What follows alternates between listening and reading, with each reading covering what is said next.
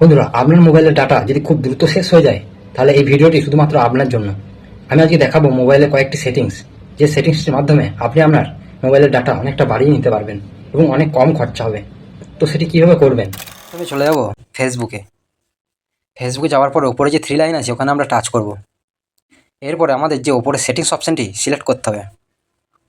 তারপরে আমরা একটু নিচের দিকে স্ক্রল ডাউন করলে দেখতে পাবো যে মিডিয়া বলে একটি অপশান রয়েছে, আমরা সেখানে টাচ করব। এরপরে আমাদের এটি একটা অপশান দেখতে পাবো যে ডাটা সেভার বলে, এখানে আমরা ডাটা সেভারটি অন করে দেব। তাহলে আমাদের এখান থেকে 40% ডাটা বেঁচে যাবে। তো এই হলো ফেসবুকের সেটিংস। এরপরে আমাদের চলে যেতে হবে ইনস্টাগ্রামে। তো আমরা ইনস্টাগ্রামে ওপেন করে নেব। ইনস্টাগ্রাম ওপেন করার পরে এবং ওপরে যে থ্রি লাইন আছে ওখানে আমরা টাচ করব।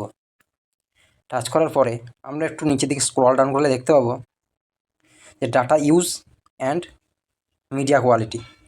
তো এটি আমরা সিলেক্ট করে দিলাম। এরপর আমরা ওপরে যে ডাটা সেভার অপশানটি রয়েছে এই ডাটা সেভার অপশানটি আমরা অন করে দেব। তাহলে আমাদের এখান থেকে কিছুটা ডাটা বেঁচে যাবে।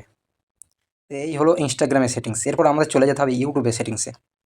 তো তার জন্য আমরা প্রথমে চলে যাবো ইউটিউবে। এখানে যাওয়ার পরে আমাদের যে ওপরে সেটিংস অপশানটি আছে সেখানে আমরা টাচ করব। এরপর আমাদের যে ডাটা সেভিং অপশানটি রয়েছে এখানে আমরা সিলেক্ট করব। এরপরে আমাদের যে ডাটা সেভিং মোড এই অপশানটি আমরা এনাবেল করে দেবো। তাহলেই আমাদের হয়ে যাবে।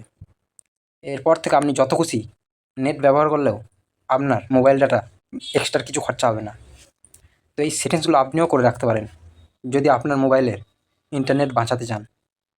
তো এই ছিল আজকের ভিডিওটি ভালো লাগলে অবশ্যই শেয়ার করবেন এবং লাইক করবেন, এবং এই ধরনের নতুন নতুন ভিডিওর আপডেট পেতে চ্যানেলটিকে ফলো করে রাখতে পারেন। সবাই ভালো থাকবেন, সুস্থ থাকবেন। ধন্যবাদ।